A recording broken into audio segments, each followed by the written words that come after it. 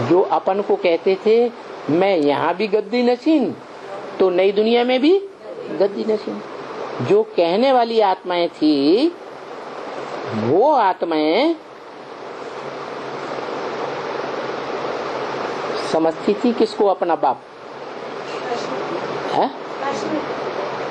अरे कृष्ण तो संगम में होता ही नहीं। ब्रह्मा बाबा को अपना बाप मानती थी ना,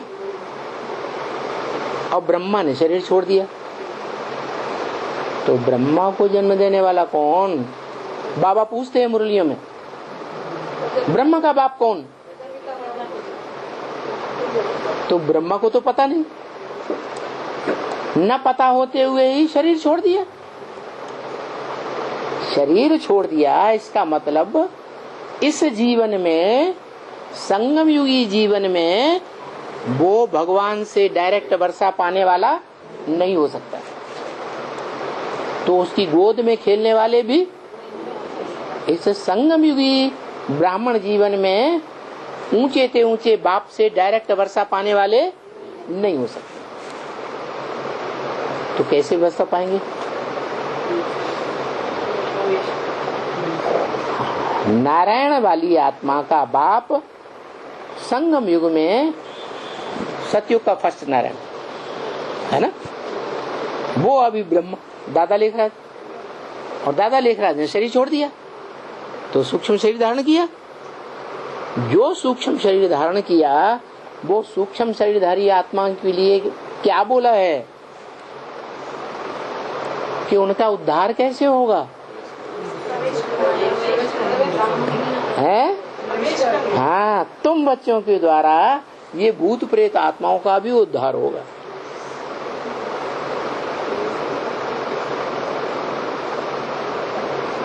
वरना उद्धार नहीं हो सकता। अब तुम बच्चे बड़े थोड़े हो क्या? तुम बच्चों की संख्या बहुत थोड़ी हो जो ज्ञान को समझते हैं। कैसा ज्ञान है? कर्म अकर्म विकर्म की गति को समझते हैं, वो बच्चे बहुत थोड़े हैं। तो जो थोड़े बच्चे हैं उनमें प्रवेश करने वाली आत्माएं होंगी या नहीं होंगी है? और ऊंचे स्तर की आत्माएं होंगी या नीचे स्तर की आत्माएं होंगी? तो इसलिए सतयुग का जो अव्वल नंबर का नारायण है, क्या अव्वल पीढ़ी में कौन होता? राधा कृष्ण, जो बड़े होके नारायण बनते हैं। तो वो ही आत्मा संगम में ब्रह्मा सरस्वती। समझ में नहीं आ रहा है? वो ब्रह्मा सरस्वती जो आत्माएं हैं वो अपना शरीर छोड़ करके कोई बच्चों में प्रवेश करती है। जो ब्रह्मा नामधारी है नहीं तो किससे ज्ञान मिलेगा? इतनी ऊंची आत्माएं हैं सतयुग की, तो वो किसमें किसकी बुद्धि रूपी पेट में प्रवेश करके प्रत्यक्षता रूपी जन्म लेंगी है? बच्चे किससे जन्म लेते हैं? माता पिता के ही पेट से जन्म लेते हैं। दुनिया में वो हद के पेट है और यहाँ भी बेहद के बुद्धि रूपी पेट है, तो उनके बुद्धि रूपी पेट में प्रवेश होती है। इसलिए शास्त्रों में दिखाते हैं कि जगत पिता जो शंकर शास्त्रों में गाया हुआ है, जगतम पितरम वंदे पार्वती परमेश्वरो, वो जगत पिता के मस्तक पर कौन बैठा हुआ है? चंद्रमा बैठा। अधूरा चंद्रमा बैठा है या संपूर्ण चंद्रमा बैठा है? अधूरा चंद्रमा बैठा। अधूरा क्यों?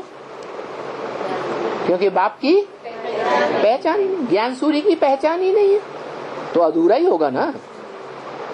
तो वो अधूरा ज्ञान चंद्रमा मनुष्य सृष्टि के बाप जगत पिता के मस्तक पर विराजमान है। सवाल है मस्तक पर क्यों विराजमान है?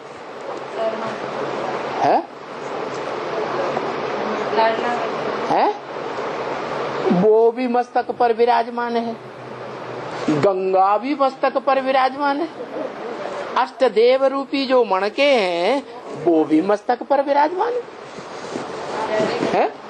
ये क्या बात हो गई? बेचारी पार्वती नीचे बैठी हुई है, गोद में बैठी हुई है, और ये मस्तक में विराजमान है। क्यों? कारण क्या है? क्या काम अच्छा किया? श्रीमत को फॉलो किया है, मन श्रीमत को फॉलो किया, माने 8 ने श्रीमत फॉलो नहीं की। अरे फॉलो श्रीमत की है तभी तो वो सजा नहीं खाते हैं। 8 सजा खाते हैं, तो श्रीमत फॉलो की तभी तो सजा नहीं खाते हैं। तो ऐसे क्यों कहते?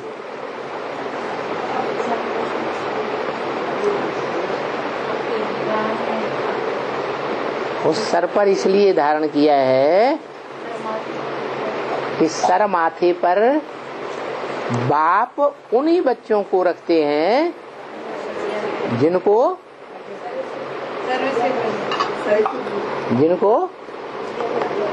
विशेष मान्यता देते हैं, विशेष सेवाधारी होते हैं, उनको ही मान्यता दी जाती है, दूसरों को मान्यता।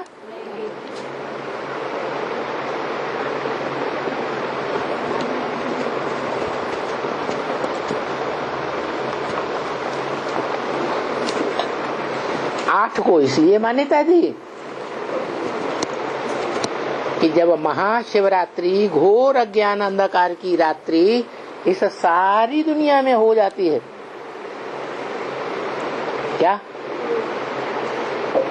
बेसिक के ब्राह्मण हो, एडवांस के ब्राह्मण हो, या बाहर की दुनिया में कोई हो, मनुष्य मात्र, वो सब अज्ञान अंधकार में डूब जाते हैं। क्या सबको माया अनिश्चय की गोद में सुलाए देती है।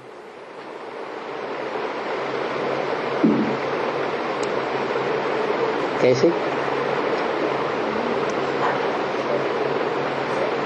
माया के लिए तो बोला है अव्यक्तवाणी में, माया थक चुकी है, माया तंग आ चुकी है। किससे तंग आ चुकी? तुम बच्चों के योग बल से माया तंग आ चुकी। तो थक जाती है, जब आदमी थक जाता है ना, तंग आ जाता है, तो फिर उसकी जीने की इच्छा नहीं रहती। शरीर भी छोड़ गई, और शरीर छोड़ने के बाद उसने एक युक्ति निकाली। क्या? जो परिवार में बाप के बाद सबसे शक्तिशाली होती है, उससे हाथ मिला लिया। तो ये बेहद का परिवार है ईश्वर का, वसुधैव कुटुंबकम बनने वाला है। इसमें सबसे शक्तिशाली कौन होगी? है जगदम्बा। जिस जगदम्बा में जगत पिता अपनी सारी एड़ी चोटी की ताकत लगा करके उसके द्वारा रुद्रमाला के बच्चों को जन्म देता है। कहां से पैदा हुए? बिना माता के? है माता चाहिए ना। तो जिस माता से जन्म लेते हैं वो माता रुद्रमाला में सबसे अंतिम मणका है या पहला मणका है? अंतिम मणका है, क्योंकि वो सारे जगत की माता बनती है। और माताएं सबसे जास्ती नीचे गिराई जाती हैं। तो माताओं में जो सबसे बड़ी माता है वो सबसे जास्ती नीचे गिराई जाती है। रुद्रमाला में भी आखिरी नंबर। इसलिए पहले हिस्ट्री में ये विख्यात है कि परिवार में माताओं को कोई वर्षा नहीं मिलता था। क्या?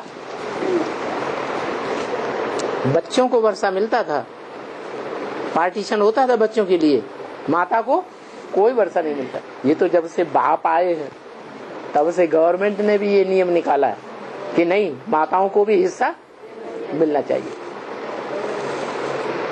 तो देखो ये परंपरा कहां से चली है?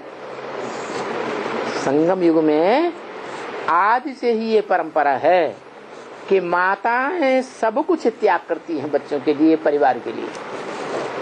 इतना त्याग कोई कर ही नहीं सकता।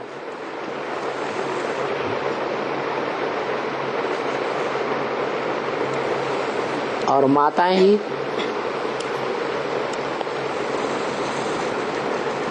भारत को द्वापर युग से गिराने के निमित्त बनती हैं, कन्वर्ट होकर के, या उठाने के निमित्त बनती है? गिराने के निमित्त बनती है। वो बात बता दी। अब किस कारण? सुनी सुनाई बातों पर भारतवासियों ने दुर्गति पाई। तो ये बात हुई। एक है इंडिया गेट वाली, क्या इंदा, बस आखिरी में आती है। क्या पार्ट बजाने के लिए? महाकाली का पार्ट बजा के सारी दुनिया को खलास कर देती, सारी दुनिया इंड। और भारत के में भी जो कलह क्लेश फैलता है सबसे ज्यादा, उसका भी इंड। वो जो इंडिया गेट है किसकी यादगार है? विक्टोरिया की यादगार। तो इंडिया गेट तो नहीं हो सकता। विक्ट्री दिलाने वाली तो वो नहीं हो सकती। कौन? जो जगत को पैदा करती है, 500-700 करोड़ को पैदा, सभी धर्मावलंबियों को गोद में लेती है, वो तो नहीं हो सकती। तो कौन हो सकती है? हाँ, भारत माता। तो भारत माता है, वही राधा वाली आत्मा है। जब सूर्यवंशी कृष्ण से आकर मिलती है तो राजधानी स्थापन, नहीं तो राजधानी स्थापन नहीं हो सकती। तब तक राजधानी हिलती रहेगी। इंडिया की राजधानी है तो वो इंडिया गेट है, और वो दिल्ली गेट है। दिल्ली गेट और इंडिया गेट। सबसे जास्ती खून खराबा कहाँ होता है भारत में? कौन से शहर में? क्या दिल्ली? क्या बोला दिल्ली के लिए? है परिस्तान बनती है, दिल्ली कब्रिस्तान बनती है।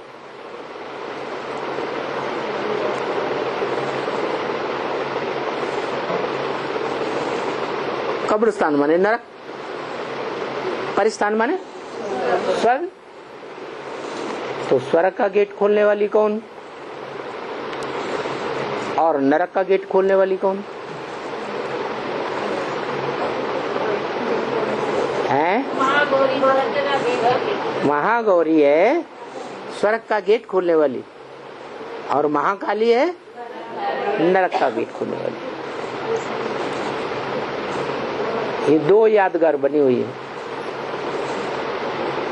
इसलिए दिल्ली का ये गायन है। क्या सबसे ज्यादा पतन कहाँ? दिल्ली। और सबसे ज्यादा उत्थान दिल्ली। तो बताया दोनों गेट में ये लिखा हुआ हो,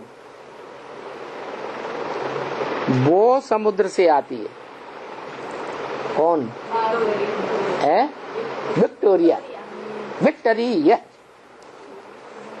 ये रही जीत, विजय।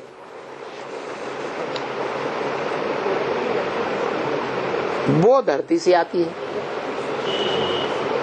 कौन आती है धरती से? पैदा कौन होती है? सीता धरती से पैदा होती है। और वो समंदर माने ज्ञान सागर से आती है। क्योंकि दो ही चीज तो मुख्य है ना बच्ची, स्वर्ग को जन्म देने वाली और नरक को जन्म देने वाली। ये कैसे? नरक की शुरुआत होती है द्वापर युग से। इब्राहिम से तो नहीं कहेंगे, वो तो सत्व प्रधान आत्मा है। जिसमें प्रवेश करती है वो सेकंड नारायण है कि नहीं? वो सेकंड नारायण को भी किससे जन्म मिलता है? फर्स्ट नारायण से। और फर्स्ट नारायण को किससे जन्म मिलता है? अपनी पहचान किससे मिलती है? राजाई किससे मिलती है? बाप से राजाई मिलती है। तो वो बाप कौन है? हाँ, शिव बाप। शिव बाप तो ज्ञान का अकूट भंडार है। वो राजाई देता है क्या? जो बाप होगा वो खुद राजाई भोगेगा तो बच्चों को राजाई देगा, या खुद भोगेगा ही नहीं तो बच्चों को राजाई देगा? धनवान होगा तो बच्चों को धनवान बनाएगा, धनवान होगा ही नहीं तो बच्चों को धनवान कैसे बनाएगा? मल्टी मिलियनर होगा तो बच्चों को मल्टी मिलियन का वर्षा देगा, नहीं होगा तो नहीं देगा। तो शिव बाप कौन सा वर्षा देता है? शिव बाप निराकार आत्माओं का निराकार बाप, तो निराकारी ज्ञान का वर्षा देगा या स्थूल वर्षा देगा? है स्वर्ग स्थूल होता है या सूक्ष्म होता है? स्थूल साकार होता है। तो साकार दुनिया को रचने वाला भी कैसा होना चाहिए? साकार होना चाहिए। तो वो साकार है मनुष्य सृष्टि का पिता। वो मनुष्य सृष्टि का पिता किस आधार पर नई दुनिया रचता है? उसका आधार क्या है?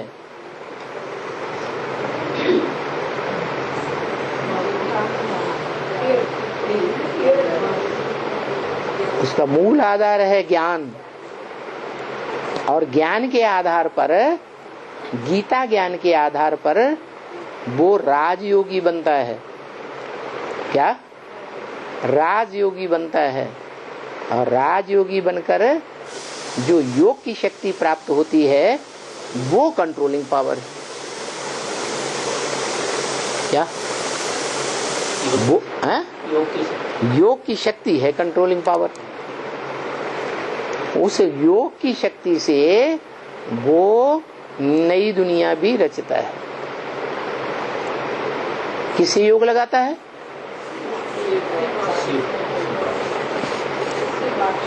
जो उसको वर्षा देने वाला है। क्या वर्षा देता? ज्ञान का वर्षा देता। दुनिया में भी यही परंपरा है, हिस्ट्री में भी यही भारत में परंपरा रही। कोई भी राजा अपने बड़े बच्चे को राजाई की बादशाही, राजाई का वर्षा देता रहा। नहीं देता रहा कि नहीं देता रहा? तो ये परंपरा स्वयं भगवान ऊंचे से ऊंचा भगवंत आकर के डालता है। वो अपनी प्रॉपर्टी त्रिकालदर्शिता की, ज्ञान की प्रॉपर्टी अपने बड़े बच्चे को देता है। और बड़े बच्चा जो है वो अपने स्वरूप को पहचानता है। पहले पहले मनुष्य की रंगमंच पर कि मैं आत्मा कौन, इस मनुष्य सृष्टि रंगमंच पर मेरा पार्ट क्या है, और अपने पार्ट को पहचान करके वो मनुष्य सृष्टि के बाप के रूप में संसार में प्रत्यक्ष होता है। तो मनुष्य सृष्टि के बाप को प्रैक्टिकल में पहचान कौन देता है? मनुष्य सृष्टि की बाप की पहचान प्रैक्टिकल में कौन देता है? किसको देता है? शिव बाप किसको देता है मनुष्य सृष्टि के बाप की पहचान?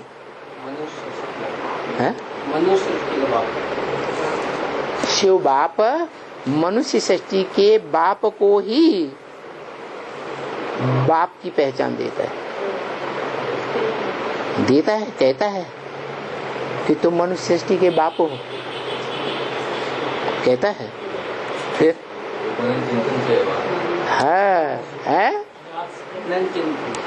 जो ज्ञान की अथॉरिटी दी है, ज्ञान का जो भंडार दिया है ना, उस ज्ञान के भंडार के लिए बताया है मुरली में, वेद वाक्य में, कि अभी इसे ज्ञान